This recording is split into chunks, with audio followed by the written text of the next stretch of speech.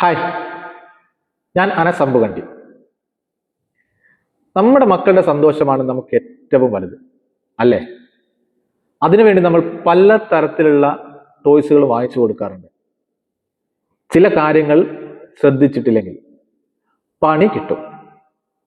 അപ്പം 3 വയസ്സ് വരെയുള്ള കുട്ടികൾക്ക് ടോയ്കൾ വാങ്ങിച്ചു കൊടുക്കുമ്പോൾ ശ്രദ്ധിക്കേണ്ട കുറച്ച് കാര്യങ്ങൾ മാത്രമാണ് ഞാൻ ഇനി പറയുന്നത്. ഒന്നാമതായിട്ട്, അവരുടെ ഏജിന് യോജിച്ചതാണോ എന്ന് ഉറപ്പുവരുത്തുക.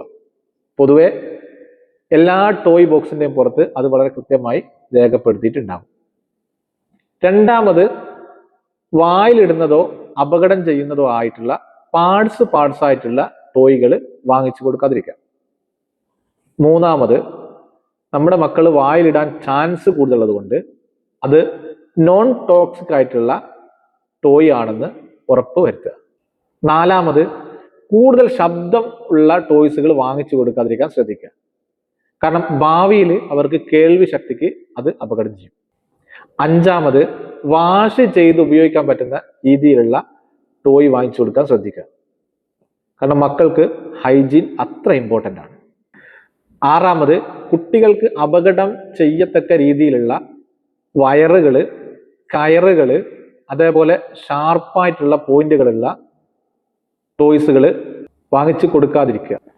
ഏഴാമത്, ബാറ്ററി ഉള്ള ടോയ്സ് ആണെങ്കിൽ ആ ബാറ്ററി ഇടുന്ന ഭാഗത്ത് സ്ക്രൂ ചെയ്ത് വളരെ കൃത്യമായി ക്ലോസ് ചെയ്യാൻ പറ്റുന്ന രീതിയിലുള്ള ടോയ്സ് ആണെന്ന് ഉറപ്പുവരുത്തുക. എട്ടാമത്, കളർഫുൾ ആയിട്ടുള്ള ടോയ്സുകൾ വാങ്ങിച്ചു കൊടുക്കാൻ ശ്രദ്ധിക്കുക. അത് നോൺ ടോക്സിക് ആണെന്ന് ഉറപ്പുവരുത്തുക.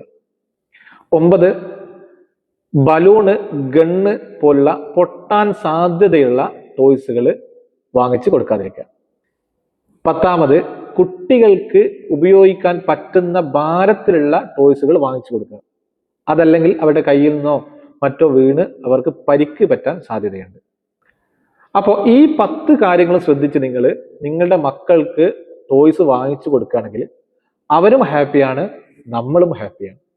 അപ്പം ഇനിയും ഇത്തരം ടിപ്സുകളായിട്ട് ഇൻഷാ അല്ലാഹ് ഉടനെ വരും. ഈ ഒരു ചാനൽ നിർബന്ധമായിട്ട് നിങ്ങൾ ഫോളോ ചെയ്യുക, സബ്സ്ക്രൈബ് ചെയ്യുക, ലൈക്ക് ചെയ്യുക, ഷെയർ ചെയ്യുക. Okay, by.